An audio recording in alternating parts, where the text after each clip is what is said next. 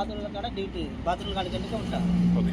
అయితే నైట్ పూట లైట్లు వేసుకొని వచ్చిన వాళ్ళకి నేను లోపల లైట్లు వేసి నీళ్ళు వాటర్ పెడతాను. వాటర్ పెడితే ఏం చేసి రాత్రి 11:30 వచ్చి మా సార్లు ఫోటో దింపిందాను పెట్రోలింగ్ వాళ్ళు. ఫోటో దిగినప్పుడు 2 సెల్ఫ్ ట్రాక్టర్లు ఆగినాయి, 2 సెల్ఫ్ బండ్లు ఆగినాయి. ఆయనాక వచ్చి మళ్ళీ పండుకున్నాక ఇది 3 గంటలకు వచ్చింటుంది బండి కారు. 3:30కి అటాక్షన్ జరిగింది. నాకు ఆల్రెడీ బయట గడ పెట్టింది. అది శబ్దం వాళ్ళు ఇది అయినప్పుడు నాకు శబ్దం వచ్చింది. ఏంది లొల్లి అవుతుంది, ఆడపిల్లలు అడుచున్నారని నేను చూసిన. బయటకు వద్దామంటే ఇంకా బయట గడ పెట్టింది.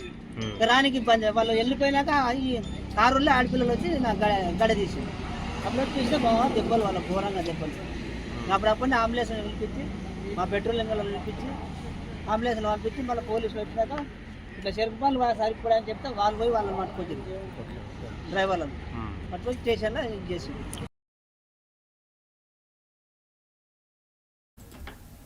వనపర్తి జిల్లాలో దొంగలు బీభత్సం సృష్టించారు. జాతీయ రహదారిపై తిరుగుతున్నటువంటి కారును పూర్తి స్థాయిలో ధ్వంసం చేసి ఒక్కసారిగా ప్రయాణికులు భయాందోళనకు గురి చేయడంతో పాటు 14 తులాల బంగారు ఆభరణం చోరీ చేసినట్టుగా తెలుస్తుంది. వివరాల్లోకి వెళ్తే జగిత్యాల మండలానికి చెందినటువంటి 8 మంది ప్రయాణికులు ఒకే కుటుంబానికి చెందినవారు. వీరంతా కూడా తిరుపతికి వెళ్లి తిరుగు ప్రయాణంలో వస్తున్నారు. ఈ క్రమంలోనే పెబ్బేరుకు సమీపంలో ఉన్నటువంటి జాతీయ రహదారికి దగ్గర ఏదైతే భారీ వాహనాలు నిలిపే ప్లేస్ కూడా ఉంటుంది. ఈ క్రమంలో వారికి ఎక్కువగా నిద్ర రావడంతో అక్కడ ఆపుకొని సేద తీరిన తర్వాత తిరుగు ప్రయాణం ప్రారంభిద్దాం అనుకున్నారు. ఈ క్రమంలోనే వాళ్ళు అక్కడ కారు ఆపుకోవడం, అక్కడనే నిద్రపోయినటువంటి కారులోనే నిద్రపోయారు. కానీ ఉన్నట్టుండి తెల్లవారుజామున 3:30 గంటల ప్రాంతంలో గుర్తు తెలియని వ్యక్తులు హుటాహుటిన అక్కడికి రావడం, వెంటనే వారి చేతులతో రాళ్లతో కట్టెలతో దాడి చేయడంతో పాటు గ్లాసులు పలగొట్టి లోపల ఉన్న వారిపై ఒంటిపై ఉన్నటువంటి బంగారంతా కూడా తీసుకున్నటువంటి పరిస్థితి కనిపిస్తుంది.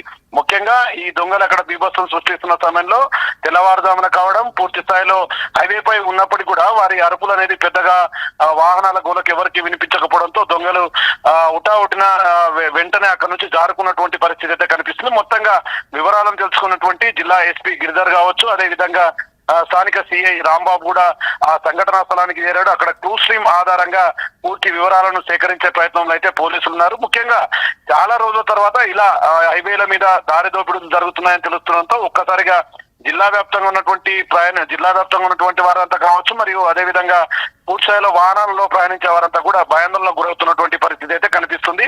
గతంలో ఎప్పుడు కూడా ఈ హైవేలపై ఇట్లాంటి ఘటనలు చోటు చేసుకోకపోవడం, తిరిగి ఇది రిపీట్ కావడంతో ఒక్కసారిగా పోలీసులు అలర్ట్ అయ్యారు.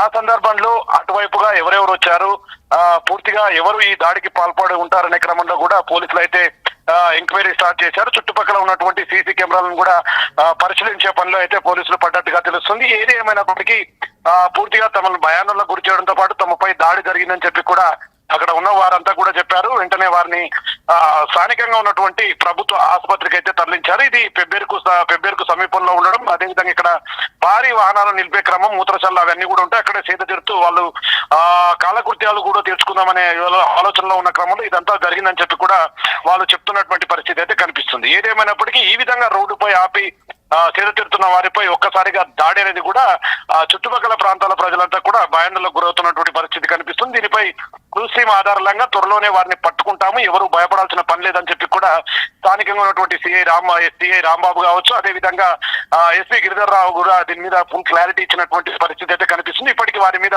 పూర్తిస్థాయిలో ఎంక్వైరీ ప్రారంభమైంది. అసలు ఏ విధంగా అంటే ఎలా జరిగింది, వాహనంలో వచ్చి వాళ్ళు దోపిడీ చేశారా, లేదంటే 2 వీలర్స్ పై వచ్చారా, వాళ్ళు ఎక్కడికి చెందిన వాళ్ళు, ఈ రాష్ట్రమా పక్క రాష్ట్రమా, ఈ కోణంలో కూడా పోలీసులు అయితే ఎంక్వైరీ స్టార్ట్ చేసినటువంటి పరిస్థితి కనిపిస్తుంది. ఇక వారిని క్షేమంగా వారి ప్రాంతాలకైతే పోలీసులు తరలించారు. వారి కుటుంబ సభ్యులకు వాళ్ళకి అప్పగించి పోలీస్ స్టేషన్ లో కేసు అయితే తీసుకున్నటువంటి పరిస్థితి అయితే ఇక్కడ కనిపిస్తుంది. ముఖ్యంగా చాలా చోట్ల కూడా ఇళ్లలోకి రావడం, దొంగలు ఇల్లు తాళాలు పగలగొట్టి ఇళ్లలో ఉన్నటువంటి సొమ్మును దోచుకుపోయే పరిస్థితి గతంలో కనిపించదు. కానీ ఈ రకంగా హైవే మీద ఆగి ఉండడం, వెంటనే ఈ విధంగా హైవే పైనే దారి దోపిడీకి ప్రయత్నించడంతో పూర్తి స్థాయిలో ఇదొక హాట్ టాపిక్ గా మారినటువంటి పరిస్థితి అయితే కనిపిస్తుంది. త్వరలోనే వీరిని అరెస్టు చేసి పోలీసులు కేసులు ఛేదిస్తామని చెప్పి కూడా చెప్తున్నటువంటి పరిస్థితి ఇక్కడ కనిపిస్తుంది. నేను కూడా బాత్రూమ్ల కాడ డ్యూటీ బాత్రూమ్ కాడికి వెళ్ళి ఉంటాను. అయితే నైట్ పూట లైట్లు వేసుకొని వచ్చిన వాళ్ళకి నేను లోపల లైట్లు వేసి నీళ్ళు వాటర్ పెడతాను. వాటర్ పెడితే ఏం చేసి రాత్రి 11:30 వచ్చి మా సార్లు ఫోటో దింపిందాను పెట్రోలింగ్ వాళ్ళు పూట దిగినప్పుడు 2 చెరుకు ట్రాక్టర్లు ఆగినాయి, 2 చెరుకు బండ్లు ఆగినాయి. ఆయనాక వచ్చి మళ్ళీ పండుకున్నాక ఇది మూడు గంటలకు వచ్చింటుంది బండి కారు. 3:30కి అటాక్ జరిగింది. నాకు ఆల్రెడీ బయట గడ పెట్టింది. అల్లి శబ్దం వాళ్ళు ఇదైనప్పుడు నాకు శబ్దం వచ్చింది. ఏంది లొల్లి అవుతుంది, ఆడపిల్లలు అడుచున్నారని నేను చూసిన. బయటకు వద్దామంటే ఇంకా బయట గడ పెట్టింది. రానికి ఇబ్బంది. వాళ్ళు వెళ్ళిపోయినాక ఈ కారులో ఆడపిల్లలు వచ్చి నా గడ తీసింది. అప్పుడు చూస్తే బాగా దెబ్బలు, వాళ్ళ ఘోరంగా దెబ్బలు. అప్పుడప్పుడు అంబులెన్స్ని పిలిపించి, మా పెట్రోలింగ్ వాళ్ళని పిలిపించి అంబులెన్స్లో పంపించి మళ్ళీ పోలీసులు వచ్చినాక ఇట్లా చెరుకు పాలు సరిపోయాయని చెప్తే వాళ్ళు పోయి వాళ్ళని పట్టుకొచ్చింది, డ్రైవర్లను పట్టుకొచ్చి స్టేషన్లో ఇది చేసింది.